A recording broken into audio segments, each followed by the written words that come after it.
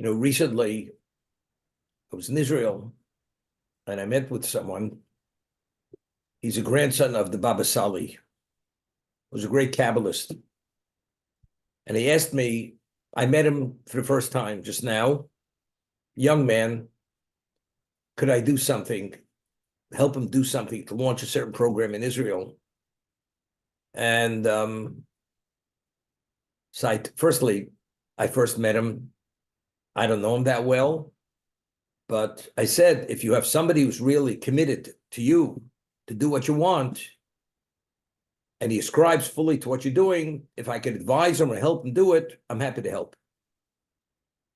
And this person, I know of him, he's a young man, maybe in his upper 40s, very substantial, very observant, even learned businessman. And I spoke to him on Friday, which was the last day of Hanukkah. And we made up to have a Zoom call. It was a FaceTime call. Never saw him before.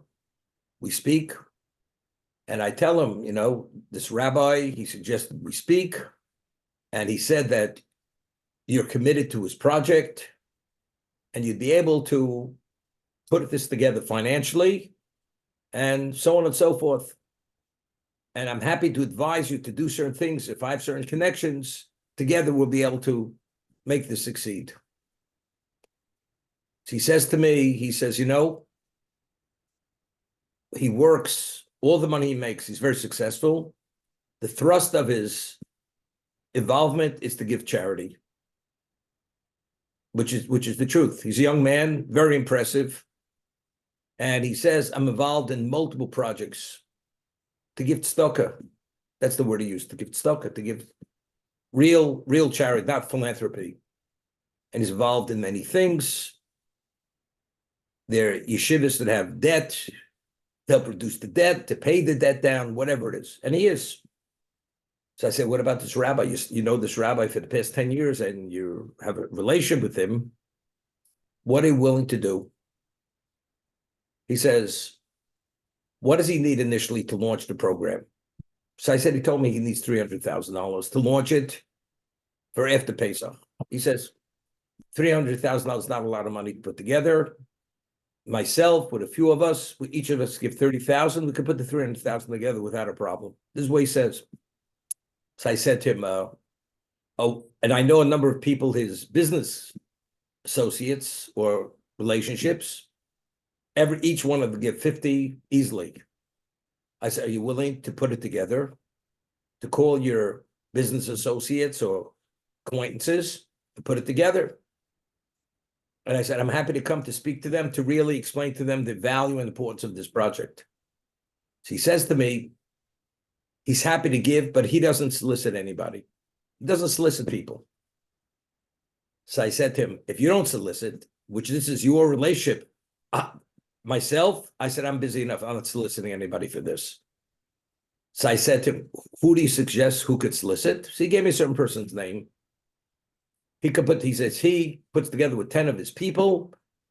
He could put together this parlor meeting, and I'll come, I'll give money. All the people will give the amount of money. We'll have the money without a problem. We'll put together a budget, so on and so forth. I said, fine. I said, I'm happy to come to speak to the group, to really give them an understanding of the value of their participation, because eventually they're going to have to give more money. He said, fine. But he said to me, I give, but I don't solicit. So the Chofetz Chaim in this chapter speaks about that giving alone is not enough. We find that the Torah tells us that Moshe struck the Nile. Take the staff that you struck the Nile. So the Midrash asks, Moshe didn't strike the Nile. Aaron struck the Nile. So why does it identify the striking of the Nile as Moshe? Because if you are the cause of someone else doing a good deed, the action identifies with the one who compelled or caused the other person to do the good deed. It's as if he did it. So the takeaway is that if a person goes and encourages a person to do chesed, or to give charity, or any good deed, that action is attributed to the one who influenced that person and encouraged him to do the good deed. So Chofetz Chaim says the two things. What is the value? He says, he's speaking about setting up this free loan situation in the community. You don't have the means. And even if you have, you could only contribute a very small amount, but you get others to contribute and you are able to accumulate a large enough amount of money to be a communal charity, free charity, loan charity. So not only do you get credit for every loan that goes out of that free loan fund, interest-free loan fund, because you put it together, it's as if you gave all that money. Because without your encouragement to others, therefore, you don't have that aspect of value. But if you're the one who compels others to give and encourages them to give, it's as if you gave, although you didn't give the money. Because it's only due to your encouragement that it all come together. And he quotes many sources to this. And he explains that people, even if a person verbally makes a commitment, and he's not able to carry through in the commitment, the verbal commitment alone to do something immediately sanctifies you, puts you in good standing, because if you're sincere, even if you can't carry through later, for whatever reason, person had a financial reversal, can't do it. But initially, he was sincere, he meant to do it, just for the commitment alone, the verbal commitment, you're credited for it. So what I was thinking, this person is, I don't solicit people. I didn't say you don't solicit people. But you realize by not soliciting people, you're actually minimizing your value. Because now the only thing you get is for giving. But if you call your colleagues, your acquaintances, and put it together, every one of them now they give, and you raise $1 million, although you gave 30,000, it's the equivalent as if you gave $1 million. That's the principle.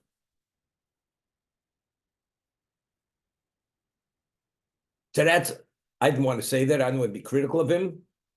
Somebody else will do it. Somebody else will have the schus, the merit of putting it together. That's the way it works.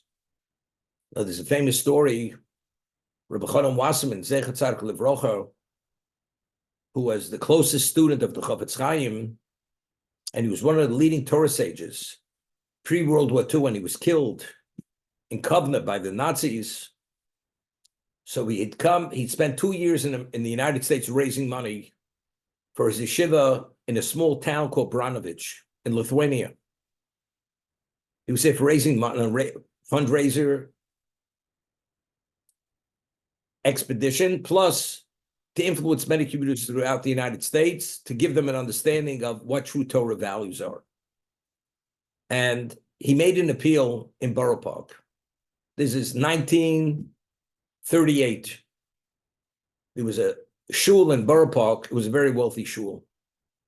And Borough Park in those years were all American Jews. This is before the Hasidim came over after the war. Real American Jews, observant Jews, Orthodox shul. And there was a famous shul. It had a cantor. It had a women's gallery. And the wealthier Jews of Borough Park, they would actually daven in this shul, would pray in the shul. And they had a rabbi, learned rabbi, Orthodox rabbi. And it was an honor for him to have Rabbi Chanan Wasserman to speak and make an appeal for the Branovich Yeshiva in Europe, which they didn't have enough money to provide fuel for the oven to warm the Beis Medrash, to put food on the table for the students. Their clothing were tattered, worn, just for the basic amenities. That's what the appeal was all about. Rabbi Chanan made an appeal. Literally, he shook the rafters. He touched the people's hearts, and they were significant, they're wealthy people, and they were going to give him very, very substantial amount of money. The rabbi realized what happened, that if they go and they open their purses to Rabbi Wasserman, Zichron Livrocha, there's going to be a cause in the future in the shul, and that people aren't going to be able to contribute, because they're giving Rabbi Wasserman for the Branovich Yeshiva in Europe. So what does he do? After he sees he really charged the people, he speaks to the people and says, I want to explain you something. I understand you're very moved by the great rabbi, so and so, but you realize, even if you don't give a large amount, if you give small amounts, but since you're giving it to a very special institution in Europe, it has as much value as if you gave a greater amount. And what did he do by saying this? He took the wind out of the sails. And initially, they would have raised multiples. They raised a fraction of what could have been raised, because this rabbi put a damper on the appeal. Rabbi Chanan Wasserman was no fool, and the rabbi realized exactly what he did. So he had to somehow respond. He had to save face with the rabbi. So after services on Shabbos, he goes over to the rabbi and says, "Look, I didn't mean to minimize the effect of your appeal. I didn't mean that you should raise less money rather than more money. I meant seriously that even if they give less, it's like giving more." But factually, he undermined the appeal. So Rabbi Chanan Wasserman says to me, he says, "I want to explain you something. We find that Bezalel, the nephew of Moshe, oversaw the building of the Mishkan. Bezalel had one of a kind of merit and ability. And you need a man of his qualifications to oversee the Mishkan. So what do? You go on the streets and you're looking for Bezalel. Bezalel, where are you? Are you good? We need a Bezalel to build the Mishkan. And you can't find Bezalel. Finally, you find Bezalel. There's only one Bezalel. So Rabbi Wasserman said to this rabbi, there's only one Bezalel. Unfortunately, you didn't merit to be the Bezalel. You don't have the schus, the merit that you should be the one that you should, through you, the money should go to support this special Torah institution in Europe. You're not the Bezalel. You're not at fault. To do something special, you need merit. And if you don't have the merit, you don't merit to do something special. That's what Rabbi Chanan, see, really put him in his place. Don't give me all this glib and all this nonsense. It's this I meant. Bottom line, you don't have the schus. Therefore, your community, your congregants did not have the schus through you that the money should go to support the special institution. But what's the value? If he would have encouraged them to give the money, that means all the money that was raised, he would have been accredited with that money. He didn't have the schus. This person says, "I'm happy to give money, even 30,000. A few of us put together money. But why aren't you willing? If you have the ability," well, I don't solicit people. Why not? It's not my thing. Chofetz Chaim writes that when you solicit people, even though sometimes there's a degree of embarrassment, that only increases the value of the mitzvah. Because who are you being embarrassed for? Are you asking for yourself? You're not asking for yourself. You're asking to help others, the people who are needy.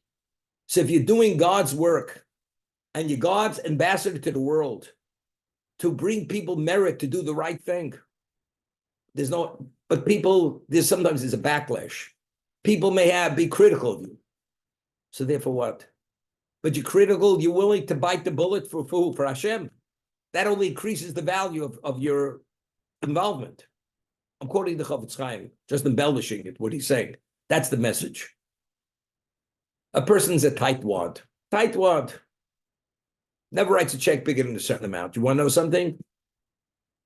But encourage others. You can't do it yourself, encourage others to give the money. You don't want to give, and you want to know the truth? When you start giving, encourage others to give, based on the principle of mitzvah goras mitzvah, Hashem will open your heart and your emotion that you'll be interested in giving also. Somehow that'll loosen the purse strings. That somehow you'll also start giving. That's the way it works. Because when you see the value of other people, what they achieved and what they accomplished through their giving, you're not going to sit by like a fool and hold on to your money and not be part of the success of everyone else.